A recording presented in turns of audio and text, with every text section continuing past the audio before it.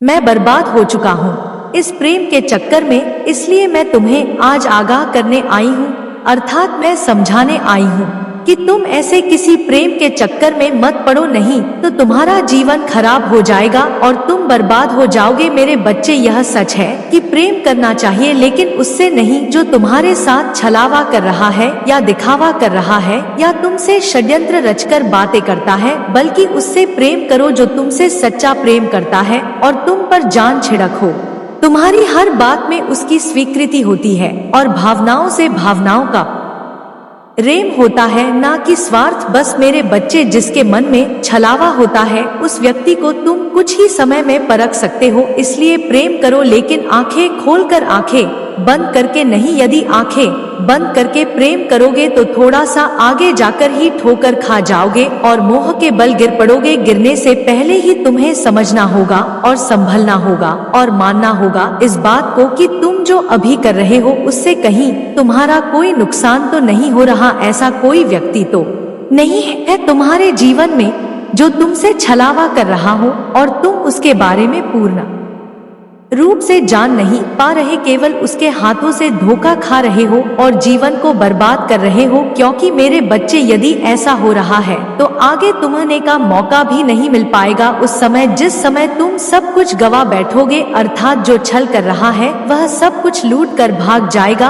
और तुम हाथ मलते रह जाओगे। क्योंकि संसार में 5 उंगलियां बराबर नहीं होती और सब एक से नहीं होते। इसी प्रकार प्रेम करो, लेकिन देखो कि कहीं कोई तुमसे छल तो नहीं कर रहा है, कहीं तुम किसी के षड्यंत्र में फंस तो नहीं रहे हो। यदि तुम्हारे साथ ऐसा हो रहा है तो निश्चित ही बहुत गलत हो रहा है और अपने आप को तुम रोक लो, क्योंकि यदि समय रहते तुम स्वयं को नहीं रोकोगे तो आगे तुम्हें केवल पछतावा होगा और जीवन में कुछ नहीं बचेगा। ऐसे लावे से और ऐसे संकट से बचने का केवल एक उपाय है कि तुम ऐसे प्रेम को तुरंत छोड़ दो और जिससे भी तुम प्रेम करो उसे देख परख कर करो। उसका प्रेम परखने के बाद ही तुम उसे पूर्ण रूप से प्रेम करो और परखने के लिए भी तुम्हें यह देखना होगा कि सामने वाला व्यक्ति क्या सच में तुमसे प्रेम करता है, क्या उसकी भावना तुम्हारे लिए उस तरह की है जिस तरह की तुम हारी है, क्या वह उतना प्रेम कर पाएगा तुमसे जितना तुम उससे करते हो। क्योंकि बच्चे, यदि वह बात बात पर लड़ता है या लड़ती है, बात बात पर तुम्हें छोड़ने की धमकी देती है, बात बात पर रूठ जाती है या बात बात पर उसको क्रोध आता है, तो ऐसा व्यक्ति तुमसे प्रेम नहीं करता। क्योंकि प्रेम करने वाला व्यक्ति कभी भी छोड़ने की बात नहीं करेगा और प्रेम करने वाला व्यक्ति तुम्हें खोने से हमेशा डरेगा। मेरे बच्चे, प्रेम करने वाला व्यक्ति बात बात पर क्रोध नहीं करेगा, बल्कि जहां तुमसे कुछ गलती होगी तो वह तुमसे प्यार से बात करेगा और तुम्हें प्रेम से समझाएगा। क्योंकि उसके हृदय में प्रेम है और वह इस बात को समझता है कि किसी से यदि कोई गलती हो जाए तो उसे प्रेम से समझाने पर जितना ज्यादा समझ में आता है उतना क्रोध बस कभी नहीं आ सकता। और यही कारण होता है किसी भी व्यक्ति का कि वह तुम्हें उस समय समझाता है जब तुम्हें कोई भी बात समझ में नहीं आ रही होती है। क्योंकि प्रेम का धर्म ही सबसे पहला यही होता है कि अपने प्रेमी को समझाएं, हर बात के लिए मनाएं। यदि प्रेमी क्रोधित भी हो जाता है तो प्रेमिका उसे समझाती है और प्रेमिका यदि क्रोधित होती है तो प्रेमी उसे समझाता है। वो दोनों एक दूसरे को समझते हैं, भावनाओं को पहचानते हैं, एक दूसरे के प्रति मरते मिटते हैं, बल्कि षड्यंत्र नहीं रखते। क्योंकि वह प्रेम जो करते हैं और प्रेम खुद को खुश करने का नाम ना होकर दूसरे को खुश करने का नाम होता है। यदि तुम अपने प्रेम से प्रेम करते हो या तुमसे कोई प्रेम करता है तो निश्चित ही तुम्हारी छोटी छोटी खुशी का ख्याल रखेगा। तुम कब हंसते हो उसे हंसी आएगी, तुम कब रोते हो वो दुखी हो जाएगा। तुमसे कभी भी किसी भी चीज को मांगने से पहले क्रोध में नहीं आएगा और ना ही क्रोध में तुमसे कभी ज्यादा बात करेगा। जब भी बात करेगा उसकी बातों में मिठास होगी, इतनी मिठास कि उसके सामने तुमने सब चीज सीख लगेगी। क्योंकि प्रेम तो एक आनंद है, प्रेम कोई ऐसा नहीं है कि वह किसी के ऊपर क्रोध करे, बल्कि वह एक मधुर है, संगीत की तरह है जिसे कानों में सुना जाए तो बहुत अच्छी गज सुनाई देती है और यदि दिल से महसूस किया जाए तो वहाँ आपको रंग में रंग लेता है, जिससे कि इंसान उसके रंग में रंगने के पश्चात पूरी दुनिया में हर चीज को, हर रंग में देख पाता है, उसकी दुनिया ही रंग बिरंगी हो जाती है। वह अपने दिल से हर चीज को महसूस करता है और उसे यह ज्ञात होता है कि दुनिया कितनी खूबसूरत है। यही तो होता है प्रेम का असली रंग। जो जिससे प्रेम करता है उसे उसी में पूरी दुनिया दिखाई देती है और सबसे ज्यादा इंसान विवश हो जाता है अपने प्रेम के प्रति गलत भावना सोचने के बारे में और गलत भावना विचार करने के बारे में। क्योंकि प्रेम जब होता है तो इंसान किसी के बारे में बहुत अच्छी भावना रखता है और अच्छा सोचता है, तब प्रेम होता है। लेकिन कई बार गलत व्यक्ति इसी बात का फायदा उठा लेता है। उसे यह बात बहुत अच्छे से ज्ञात होती है कि प्रेम जब होता है तो उसकी आंखों पर पट्टी बंद होती है। एक तरह से वह पूर्ण रूप से देख नहीं पाता और प्यार में अंधा हो जाता है और इसी का सामने वाला व्यक्ति गलत फायदा उठाकर तुम्हारे जीवन में बर्बादी का सबसे बड़ा मार्ग बना लेता है। और ऐसे में सब कुछ बिखरते बिखरते यदि व्यक्ति संभल जाए तो भी उसका दिल टूट जाता है और यदि वह समझ ना पाए तो सब कुछ बिक जाता है। क्योंकि मेरे बच्चे, इंसान अपने हृदय से जीता है और हृदय से ही बिगड़ता है। उसका हृदय टूटा तो वह टूट जाता है और यदि उसके हृदय में प्रेम की जो धारणा है वह लगातार प्रवाह करती रहती है तो वह प्रसन्न रहता है, उसको हर बात अच्छी लगती है और संसार में जो उसका जीवन है वह भी अच्छे से गुजारता है। हर बात में आनंद लेता है और हर बात में उसे खुशी महसूस होती है। लेकिन यह जो प्रेम की डर टूटती है तो इंसान को बहुत ज्यादा कष्ट होता है। लेकिन धोखा खाने से अच्छा और तुम्हारे जीवन में कोई बड़ा संकट आए उससे ज्यादा अच्छा है कि तुम प्रेम को पहचानो। यदि ऐसा प्रेम है जो कि तुम्हें षड्यंत्र रचकर धोखा दे रहा है, तुम्हें लूटने की साजिश रच रहा है, तुम्हारा जीवन बर्बाद करना चाहता है, तो उसे तुरंत नहीं छोड़ सकते तो धीरे धीरे करके छोड़ दो। लेकिन अपने दिल और दिमाग से उस व्यक्ति को निकालने का पूर्ण प्रयास करो, क्योंकि वह आज या तो कल तुम्हें बर्बाद करके ही रहेगा। क्योंकि ऐसा व्यक्ति जो षड्यंत्र रखता है वह किसी का नहीं हो सकता। मेरे बच्चे, आज मैं तुम्हें डराने नहीं आई और ना ही तुमसे तुम्हारे प्रेम को दूर करने आई, बल्कि मैं समझाने आई हूँ। क्योंकि संसार में हर व्यक्ति एक जैसा नहीं होता। जो लोग षड्यंत्र रचते हैं अपने प्रेम के प्रति और प्रेम भरा षड्यंत्र रचकर किसी को फंसाते हैं, केवल उन लोगों के लिए यह संदेश है।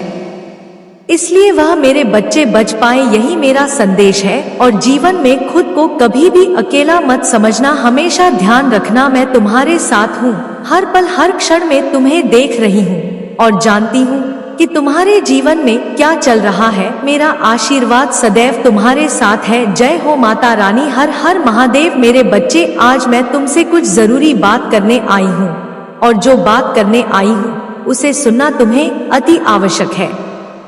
अपने भविष्य में तुम्हारे असंभव लगने वाले सपने भी पूरे हो रहे हैं और तुम्हारे मन में जो एक बोझ था वह भी उतर गया है। तुमने लोगों को माफ कर दिया है, उन लोगों को भूल गए हो तुम जो अतीत में धोखे हुए हैं।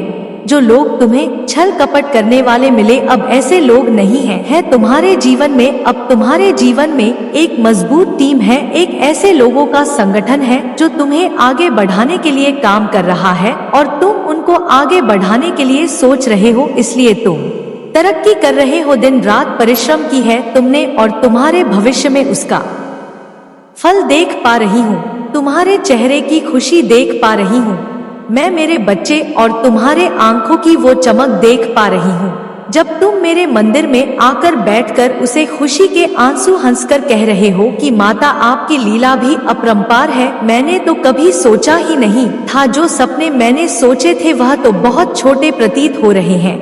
आपने मुझे इतना कुछ दे दिया है, तुम्हारे सारे सपने पूरे हो रहे हैं।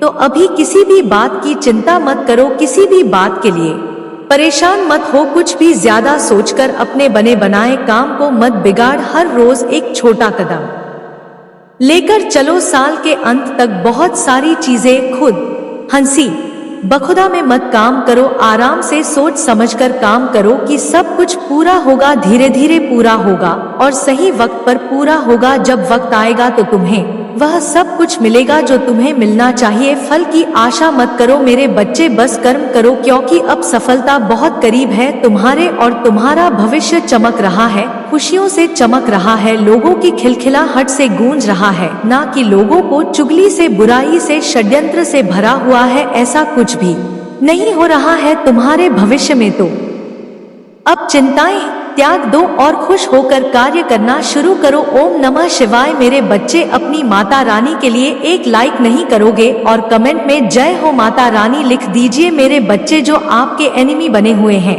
वो क्यों घबरा रहे हैं? वो क्यों अंदर ही अंदर मन ही मन को चक्कर आ रहे हैं? किसी को कुछ कहने लायक नहीं है कुछ करने लायक नहीं। बच्चे, मेरे बच्चे, मुझे दिखाई दे रही है कि जो आपके करंट सिचुएशन है उसम की आप अकेले हैं, पर आप अकेले नहीं हैं। आपके साथ हर समय आपके ईश्वर रहते हैं, हर समय परमात्मा रहते हैं आपके साथ। क्योंकि जो भी नेगेटिव लोग हैं उनका जो मेन मोटिव है आपको अकेला करना, आपको आपके ही पार्टनर के द्वारा टॉर्चर कराना। क्योंकि देखिए, जब अपने दुख देते हैं तो वो इंसान खत्म हो जाता। जब अपना नियर, बिल्कुल अपना डियर, आपके हस्बैंड हो सकते हैं, वाइफ हो सकते हैं, जो भी है, अगर कोई नजदीकी इंसान तोड़े ना तो वो इंसान बखर करके उसका वजूद खत्म हो जाता है। जो कमजोर लोग होते हैं, जिनके अंदर ताकत नहीं होती, स्ट्रेंथ नहीं होती, उनके बारे में बात कर रही हूँ। जो लोग इस तरीके की गेम बजा रहे हैं, अगर वही चीज उनके साथ हो जाए ना तो वो इस जिंदा ही ना बचे, इस धरती पर रहने लायक उनका जीवन ही ना हो। लेकिन आपको यह जो अकेलापन लोगों को लगते हैं, आप अकेले हैं, लेकिन आप अकेले नहीं। आपके साथ आपकी माता रानी जी है, आपके ईश्वर हैं, दिव्य शक्तियां हर समय आपके साथ रहती है। क्या आप माता रानी महिला पर विश्वास रखते हैं? तो इस संदेश को लाइक करके चैनल को सब्सक्राइब कर दीजिए। मेरे बच्चे, आप भीतर से प्रसन्न रहते हैं और आपके अंदर गजब का साहस है, कलेज है, इतनी हिम्मत है आपके अंदर, इतना साहस है आपके अंदर। अब यह साहस का मतलब यह नहीं होता कि सामने से जाकर आप किसी का सर छोड़ दो या किसी का सर फाड़ दो, नहीं, यह साहस नहीं होता। यह इंसान की कमजोरी होती है, वीकनेस होती है। जो इंसान जितना ज्यादा साहसी होता है, अंदर से मजबूत होता है, वह बाहर से उतना ज्यादा फ्लेक्सिबल होगा, वो उतना ही ज्यादा लोगों के सामने झुक जाएगा। जो इंसान कभी झुकता नहीं है, ना अकता है, वो इंसान अंदर से उतना ही खाली है, ठसका है। स्थितियाँ और परिस्थितियाँ उसको ऐसे तोड़ेगी, फिर वह कड़क करके, बिखर करके चूर चूर हो जाएगा, वो टिकने लायक नहीं बचेगा। यह होता है जो इंसान अंदर से मजबूत होते हैं ना, वह बहुत झुकावदार व झुकते हैं लोगों के सामने। तो आप ऐसे इंसान हैं, आप भी इंसान हैं, भगवान तो नहीं है भले ही दिव्य शक्तियाँ आपका सपोर्ट कर रही है, ईश्वर आपको चला रहे हैं, लेकिन पास्ट में आपने भी बहुत मिस्टेक्स करी है, गलतियां करी है। लेकिन अब आप ऐसे हो गए हैं कि मैं किसी से उलझ नहीं, मैं कभी किसी से लड़ाई नहीं करूंगा, भले ही मुझे कोई मेरे पीठ पीछे गाली दे, भले ही मेरे पीठ पीछे कोई बातें करे, मुझे कोई फर्क नहीं पड़ता है। आप वैसे हो गए हैं कि ठीक है, अगर कोई सामने से आपकी इंसल्ट करने की कोशिश करे तो आप उसके सामने स्माइल कर दो कि ठीक है भाई, मैं गलत हूँ और तुम ठीक हो। या कोई भी आपको किसी तरीके से नीचा दिखाने की कोशिश करे तो आप कुछ जवाब नहीं देते, सिर्फ आप आंखों से उसको घूर देते हो और वह खुद इंसान बेशर्म हो जाए। इस तरीके की आपकी एक पावरफुल एनर्जी में आप आ गए हैं। यह होती है परमात्मा की शक्तियाँ, यानी अपने वाइब्रेशन से ही सब कुछ समझा देना, आपको कहने की जरूरत ना पड़े। मेरे बच्चे, हर एक इंसान के वाइब्रेशन होते हैं और जो भी आपके इर्द गिर्द नेगेटिव लोगन है, ये आपके वाइब्रेशन को पढ़ रहे हैं। ये आपके अंदर कुछ दिव्य शक्तियां हैं, कुछ तो है आपके अंदर के।